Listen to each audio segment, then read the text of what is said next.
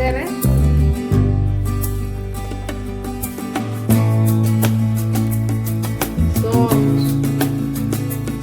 soft and tasty.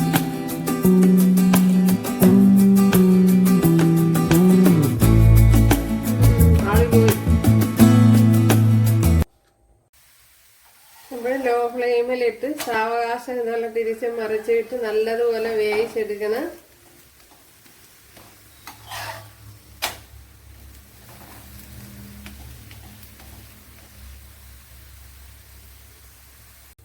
ഇവിടെ ഇത്രയും green peas എടുത്തിട്ടുണ്ട്. ഏകദേശം 1.5 ഗ്ലാസ് ഗ്രീൻ പീസ് വരെ കണ്ടല്ലേ. അപ്പോൾ ഓവർനൈറ്റ് വെള്ളത്തിൽ ഇട്ടിരുന്നതാണ്.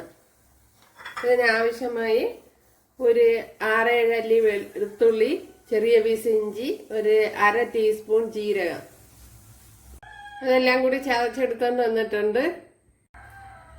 ഈ ഗ്രീൻ പീസിനെ മിക്സിയുടെ ജാറിലോട്ട് ഇട്ട് കൊടുക്കുക. ഇത് ഓവർനൈറ്റ് വെള്ളത്തിൽ കുതിർത്തെടുത്തതാണ്.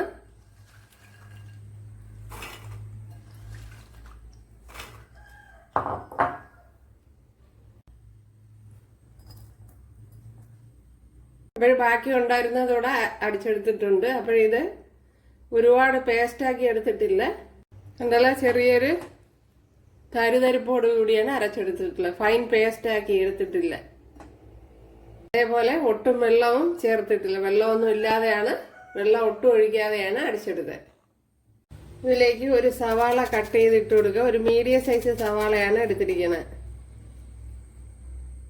ഒരു മീഡിയം സൈസ് തക്കാളിപ്പഴം കൂടെ ചേർത്ത് കൊടുത്തിട്ടുണ്ട്. വെള്ളം ചേർക്കാതെയാണ് അടിച്ചെടുത്തിട്ടുള്ളത്.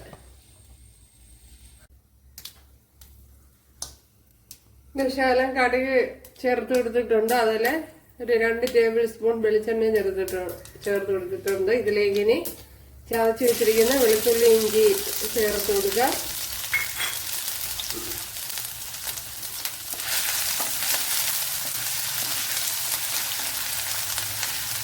ഇതിനെ നല്ലതുപോലെ ഒന്ന് വഴറ്റിയെടുക്കണം. ഇനി ഇതിലേക്ക് അരച്ച് വെച്ചിരിക്കുന്ന സവാള തക്കാളി പേസ്റ്റ് ചേർത്ത് കൊടുക്കുക.